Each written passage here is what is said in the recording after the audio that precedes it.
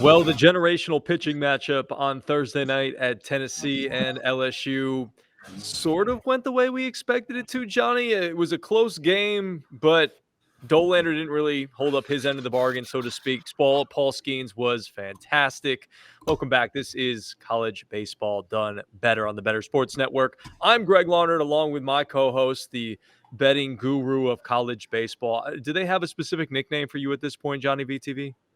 I mean, I don't know. I always kind of referred to myself as the wizard. I always kind of see a lot of futures come in and that kind of thing. But nah, man, just Johnny VTV. I'm the Italian stallion, the gambling guinea. That is The gambling guinea. I like that one. Yeah, bro. That's it, man. That's what I was born as. I'm learning to embrace it. Yeah, as if anybody couldn't say over his left shoulder there with the Italian flag, it's all the good things right there. So let's get into it a little bit. Before we get into some of the betting lines that we're going to talk about, Johnny wants to dive into today. Let's talk about this game from last night. It was, for all intents and purposes, a really good game, but LSU defeats Tennessee 5-2. It was a close game all the way through. You and I were texting while this game was going on. Skenes was shoving. He had 12 punchies over 7 innings, allowed just the 1 run, 5 hits. He was fantastic. Dollander, on the other hand, he was getting his velocity up to about 98. He wasn't striking a lot of dudes out. He was allowing some hits. It wasn't as sharp as we've seen Chase Dollander, but he battled in this one. And a lot of the times, that's what you like to see, a guy who doesn't have his best stuff. If he's a true ace, he'll be able to keep his team in the ballgame. That's what he did last night. Yeah, so let's talk about Dolly first. When you look at this line at the end of the day and with no context, like, he was okay against LSU. Not great, not bad. He showed a lot of stuff on a bounce back. And I think the first thing that we have to address is what you just mentioned, the velocity on the fastball. We talked about this on Thursday. People were worried after the Mizzou start where his velocity was down. And what did I say? He was pitching in a 33-degree weather game with wind.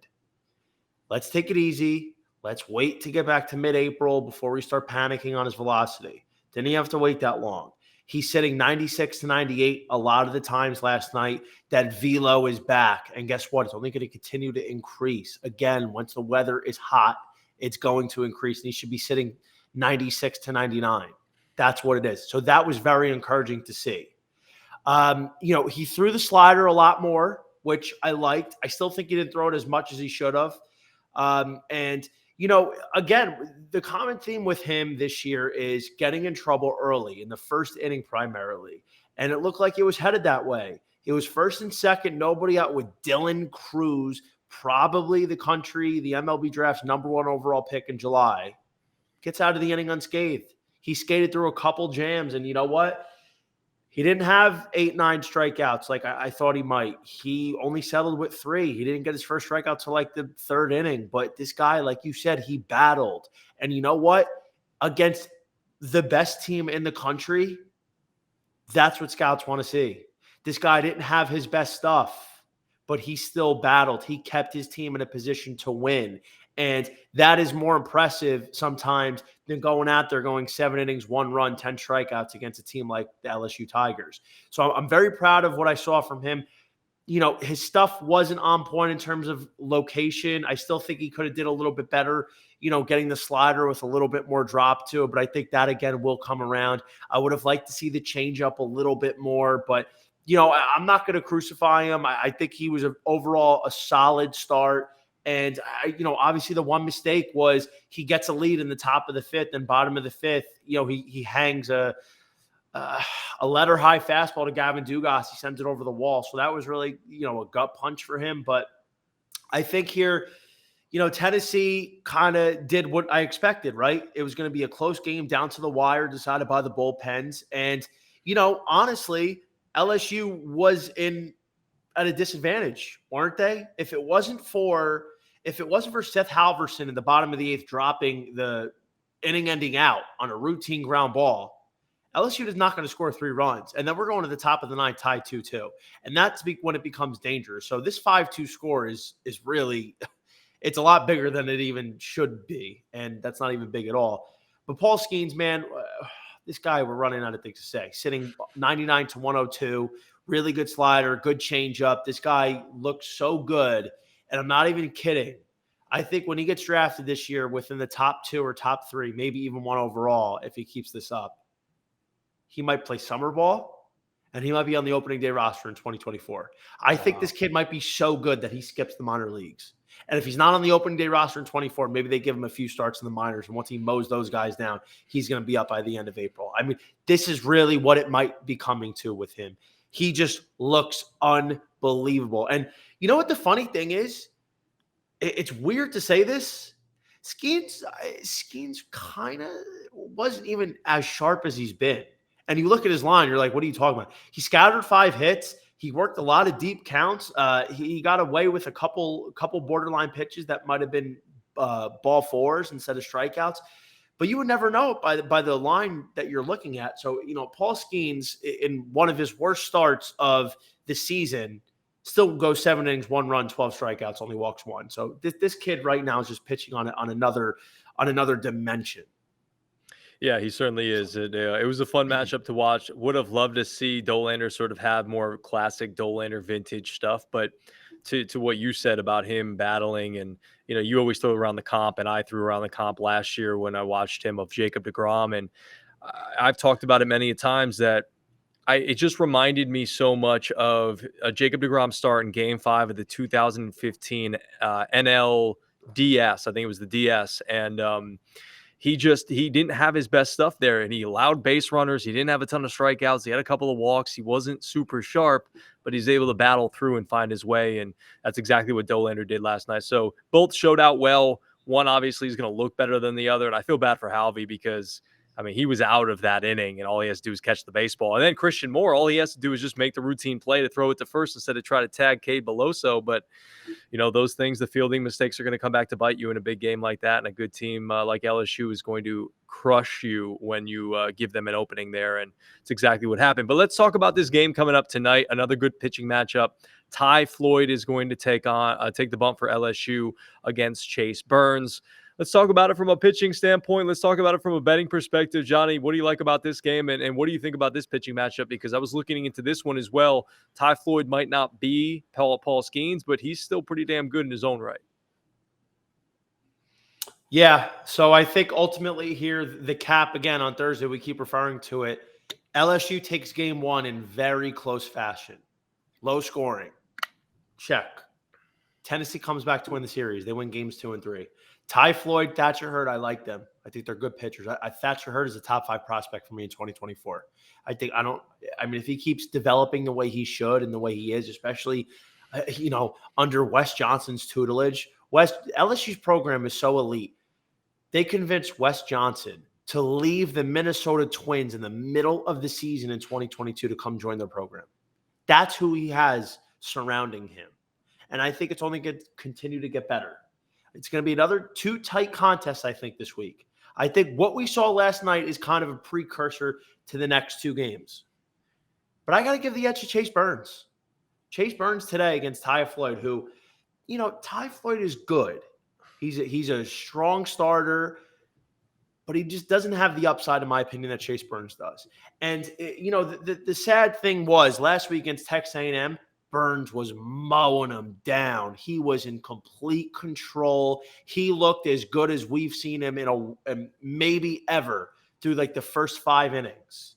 He had every answer. He was throwing the changeup when he was supposed to. He was throwing the slider when he was supposed to. Throwing the fastball when he was supposed to. When and where, mixing pitches. He had Texas A&M all off balance. He just ran into I think he ran out of gas at the end, and that's probably why they started batting him around a little bit. But I think today Burns comes out, gives us 6 strong innings, 2 runs, gives Tennessee a chance to win. And I think Ty Floyd's going to make a crucial mistake. And I think ultimately here what's going to happen is how Tennessee beats LSU is the same thing I said yesterday. Their pitching has to show out. Their pitching has to give them a chance to win. And I think that's what Chase Burns is going to do today. If Burns can keep it to only 2 runs or less, I think the Vols are going to be able to pull this one out today. Plus 140 is a good number. One thing I'm a little curious about, I kind of want to wait a few more hours to see if the movement happens today like it did yesterday, where LSU opens at like minus 175, 25% higher than they did yesterday at minus 150, get them drifted out to like minus 205, and then hop on Tennessee at plus 165, 170. I got my eyes open for that. But if I see Tennessee get to like plus 135, then I'm hopping on it because we know it's going that direction. So I would wait on Tennessee if you want to take them straight up, maybe a little bit longer. This is a 7 p.m. Eastern time start, so you have a few hours. Just keep your eye on the line because I think LSU could drift a little bit, and you might get a little bit better number on these vols here. This feels like the potential for a Blake Burke game. You talk about Ty Floyd making a mistake, and it seems like if he's going to make a mistake, Blake Burke could be the guy to kind of take advantage of that, because he had a couple of tough at bats against Paul Skenes there in that game, and maybe he'll atone for something and run into something there at Alex Box. By the way, I saw they set a record there for the largest attendance at Alex Box Stadium, over 13,000 people. So I talked about it on my show. Those people in Louisiana love their college baseball. They're not dumb. When they know a big matchup is coming in, they're going to show up and show out. So shout out to the people of Louisiana for showing up and showing out with a great matchup there with Tennessee. Should be another good one here, as we were just talking about tonight. Let's go to the next game. We'll stick in the SEC here, Johnny. Let's go to the Ole Miss Rebels, who are going to be on the road at the Texas A&M Aggies, who are actually underdogs in this game slightly. Talk to me a little bit about this one. Yeah, this was a little bizarre here. We have two teams that are coming off SEC sweeps last week. That means getting swept. And if you're Ole Miss, you got swept 2 series in a row. They're 0-6 in SEC play. Texas A&M is 1-5. I mean, the loser of this series is in dire need to have a 180 turnaround. You almost could put a fork in the loser of this series, in all likelihood. So, but what I don't understand is the Aggies, who are actually somewhat of a competent team, and they have solid pitching, but they're home, and they're home dogs to the Ole Miss Rebels, who are not good. Their pitching is so not good. They're missing their ace, Hunter Elliott, who's been hurt all year, and we still don't know when he's coming back, if he's coming back. So they've been forced to slot Jack Doherty into the Friday role, he's okay, but he's not a Friday guy. He's not an SEC Friday guy. He's a Saturday at best guy. He got banged around by Florida a little bit last week. And I think, honestly, with the way the Aggies have some horses in their lineup, they have guys like Jack Moss, who hits the cover off the ball. Jack Moss is a pain in the ass.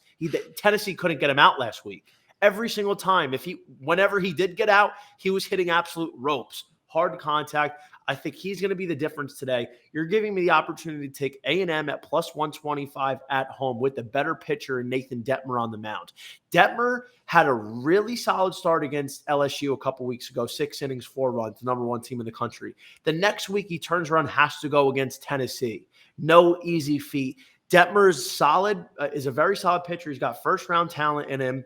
And I think today I would pick him and the Aggies and this solid offense to get it done over Ole Miss. I do not buy this Rebels team. I think the only reason why they continue to be favored in a lot of these matchups is because the books are like, oh, well, they're the defending national champions. They still have that aura about them that they're the best team in the country. They're one of. That's not the case. They got lucky last year. But the interesting thing about Ole Miss, this exact time last year, they were the number 1 team in the country. They looked like a force to be reckoned with.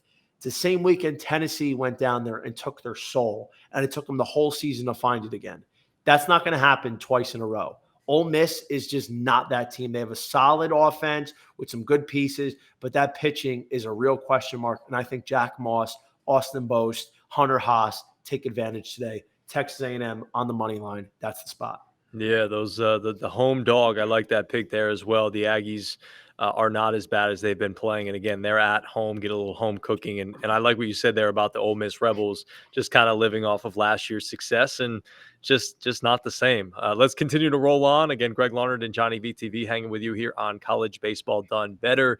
Let's go to Florida State with the Seminoles, and they'll be heading. It's a matchup of the Miami schools, or the Florida schools, I should say. Florida State against number 23 Miami. Talk to me about this one.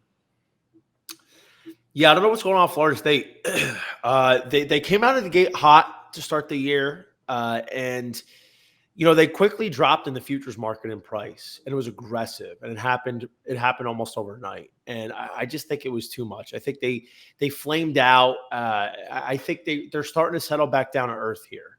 People were thinking that they were ahead of schedule, Link Jarrett. And I remember talking about it in the first few weeks, where it was like, yeah, I didn't expect much from Florida State this year. I think they would show signs here and there in Link Jarrett's first year after coming over from Notre Dame and upsetting Tennessee in the Super Regionals to get to the College World Series. But I think it's going to take a couple years. I didn't think they were ahead of schedule, and then they kind of almost proved me wrong. But I think in terms of today's matchup here, Jackson Baumeister, their Friday guy, has just not been right. He was a Team USA guy. He's got legitimate stuff. He's a legit pitcher, but he's just not been on. And he's the stir that's he's a straw that stirs the drink for this Florida State Seminoles, who they've got a couple hitters in their offense that are pretty good, but overall it's a raw team that needs, I think, at least another year or so. So, I got to go with the Miami Hurricanes, the top 25 team, even after coming off of a sweep, getting swept against Wake Forest. I think they're ready to bounce back here on a Friday night at home, because let's not forget, they took series from Virginia Tech and NC State back-to-back before going up and getting swept by maybe the best team in the country. Miami at minus 150 is a very good price tonight on the opener. Yeah, and you look at this team in Florida State, they're 12-12. They're a 500 squad. They're 3-6 away from home. So yeah, I'm with you. I would favor Miami in this one for sure. Let's roll back to the SEC, and one of the best teams in the country, and not only in the SEC, the Arkansas Razorbacks are going to be at home, and they're going to be hosting the Alabama Crimson Tide. Talk to us about this matchup. Yeah, so Alabama was at once upon a time top 25 team a few weeks ago. After they lost the series to Florida a couple of weeks ago, they fell out. And this team has some talent. They have a really good Friday guy by the name of Ben Hess. He's got good stuff, strikeout pitcher. And I was talking earlier with Matt Grissom on Breaking Bet, my podcast, how this guy just has a tendency to be cruising along, then just out of nowhere the wheels come off. And I think ultimately when you play a Razorbacks team that is as fundamentally sound as they come in college baseball, it's hard to do that. You have to be pitching your max effort every pitch. You have to be on point at all times, because this team doesn't have a lot of wow guys. When you look at Arkansas and how they're one of the best teams in the country, how they're consistently an elite program, you'd be like, okay, well, they're going to have a guy that's got 25 home runs, right? They're going to have a guy that is a National Pitcher of the Year finalist, right? No, they don't. And it's because they do the little things well. They run the bases well. They play great defense. They're fundamental, situational hitting. And that's what Dave Van Horn has instilled. They are one of the best run programs in the entire nation. And I think Arkansas here is a little bit too big on the minus 205, but I'm a fan of putting them in a money line parlay if you can get it. And if you can get the run line for them at minus 1.5, at anything better than minus 125, 130, this is a situation where I'd probably lay the run line with the home team, something I typically don't like to do. But I think Arkansas here with Hunter Holland on the mound, who's been an absolute gem lefty, and then Hagen Smith working in that closer role, even though he was the Friday guy and is their best pitcher. But in order to provide depth and keep his arm fresh for the year, I think this is the spot for Arkansas, man. I think they win this one, something along the lines of like 6-1, 6-2, and they get a good series win here. And I think they have a really good chance to sweep this weekend. Yeah, give me the Hogs and a little Pig Suey as well. They're 18-1 at home this season, so bodes well for the Razorbacks. Yeah, it doesn't really give you much value to take them straight up like you were talking about, but if you put them in a money line parlay, that could be a good spot to have them. Let's keep rolling, Johnny. Let's go to number 2, Wake Forest. The Demon Deacons have been playing well, but they'll head on to the road to the Clemson Tigers this weekend. Yeah, let's do a little wake and bake. I ride Wake Forest pretty much every day. They are – I honestly think they're better than LSU. Front to back, there is no more complete team in baseball than the Wake Forest Demon Deacons. Their pitching staff, they call it the pitching lab in Winston-Salem. Front to back, starting to bullpen, elite. They're all great. They don't have a weak link right now. And that even comes with the fact that they lost their Saturday guy preseason to Tommy John, who might have been a borderline first rounder by the name of Teddy McGraw. They have a guy, Sean Sullivan, come in from the bullpen, fill the Saturday spot, and he's done nothing but absolutely dot. Kid's throwing a sub 1.9 ERA. He's piling up a lot of strikeouts. And, that's the guy that we're going to get today. Wake Forest had a convincing win last night, and I was in a parlay with them, and, they come home, thank God. But I think today with the minus 205, again, it's kind of the same story. The fair price to me is more like minus 300 for Wake today. I don't really understand. Clemson's not an elite program by any stretch of the imagination. But again, I don't lay minus 200 for money lines. I'm not a big advocate of that. I don't feel comfortable usually doing that because it is sports and anything could happen. But Wake, again, this is a money line parlay situation. But I want to talk about more of the fact that Wake Forest, who, they might have the deepest team in the nation. No flaws, really. No weaknesses. You could still get them at plus 1,500 to win the College World Series. Wow. That doesn't make any sense. What the market on DraftKings is saying with LSU up 5-1 compared to Wake Forest at 15-1 is LSU is 3 times better than Wake Forest. That's simply not true. LSU has weaknesses. Their bullpen is a weakness. Their bullpen is going to be the reason why if they don't win, they lose. Wake Forest, I don't have that concern with. So my fair price on Wake is like 9.5-1. And the fact that you're still able to get 15-1, I think for whatever reason that line just hung out at that same price for about a month now. And I would look at starting to grab it soon because the further the season goes, the more they're going to drop. And I just think with the Demon Deacons, they have as good of a chance as anybody. They're going to make a deep run. They should not be 15-1. So if you haven't done so, I would grab that price right now because that's one of the best that you're going to see out of any book across the country. Love it. And I think you and I have talked off the air. I don't know if we've really talked about it on the air too much, but not a lot of these books are really locked into college baseball the way maybe you would be. And there's some things that you could possibly take advantage of, like we're talking about here, and going and getting the Demon Deacons, do a little wake and bake and just go grab them to win the whole thing. Because as you alluded to, they're a damn good baseball team and have less holes than LSU. But LSU, I just feel like, has sort of that national spotlight. They're the team that everybody wants to look at. And the Wake Forest is just kind of like, all right, we don't need to be the number one team. We're going to just kind of go about our business and do our thing and just keep winning ball games. That national spotlight, it doesn't always do you any good. Like, look at what Tennessee didn't make Tennessee, it to the. So it's so funny. It's so funny the comparisons and similarities between LSU this year and Tennessee last year. They are, for all intents and purposes, the same team. Tennessee, in my opinion, was better last year than Tennessee. Tennessee last year, in my opinion, is better than LSU is this year because Tennessee had a much better bullpen. But that's the spotlight and the attention that they were getting.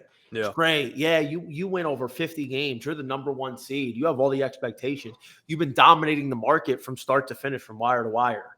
But let's see what happens when the draw comes out. When the regional draw comes out, the super regionals come out, let's see. Because that is why it is so difficult to win. You could go up against the one team that has a shot to beat you. Yep. And you know what? LSU might get upset because they might go up against a team that can pitch really well, take them down to the wire, and then just come up with a clutch hit against Christian Little or Garrett Edwards or Chase Shores late. And that's the difference. It's possible. This can happen. All right, let's roll to our final game that we wanted to talk about. Then there might be a couple of extra ones, a couple of bonus ones. But let's talk a little bit about Oregon State with the Beavers heading on the road to your Washington Huskies. Talk to me about this one. You're wearing the Connecticut Huskies. I'm wearing the Washington Huskies. So I put this play out last night at plus 165. So anybody that followed it last week, Greg, knew I was on Washington at plus 240 at UCLA. With my boy Kiefer Lord, Chief Keef Lord Sosa on the bumski. Kid is quickly rising up the top 100 ranks. He's got a really elite fastball nearing triple digits with a really good 12-6 curveball. Very unorthodox, weird delivery, but dude, it works. Goes out against UCLA, the number 7 team at the time, who I said that wasn't correct. They're not the number 7 team because they're really not that good. But Nevertheless, 6 innings, 2 runs keeps the team in the ball game. Even at plus 240, they lose. The bullpen unravels late. They lose that game 5-2. I didn't hit them again the next 2 days, and they end up taking the series.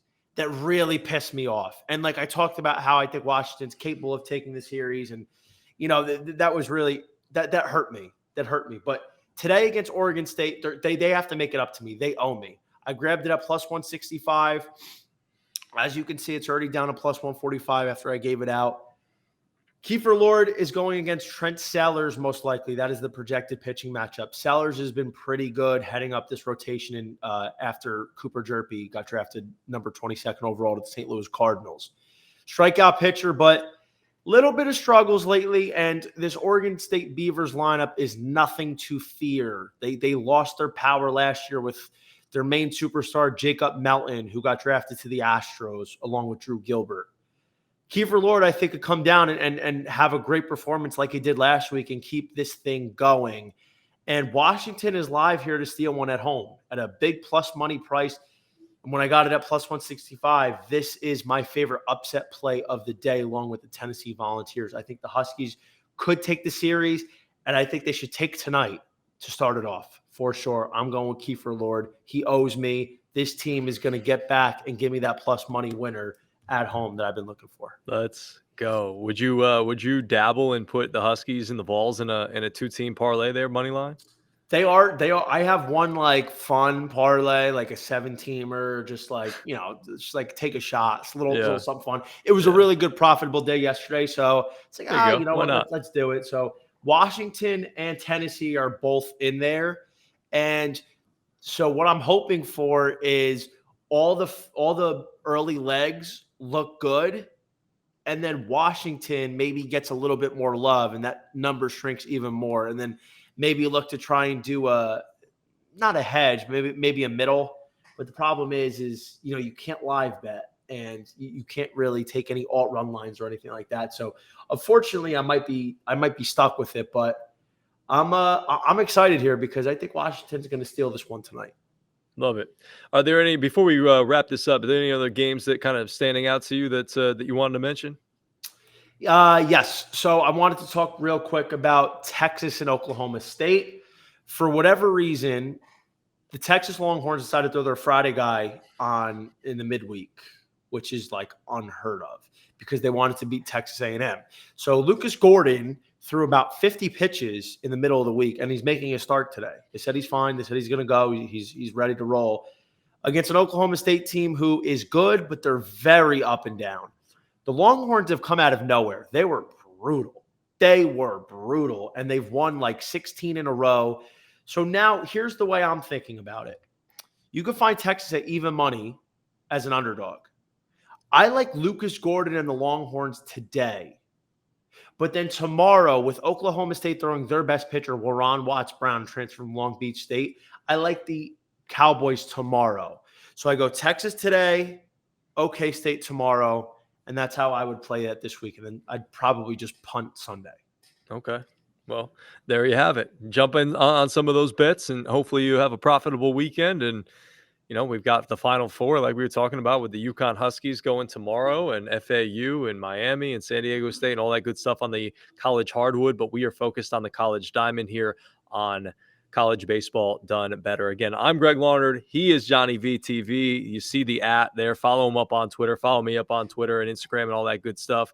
Johnny, we'll be back after it again next Friday. Good luck this weekend, and hopefully y'all make some money.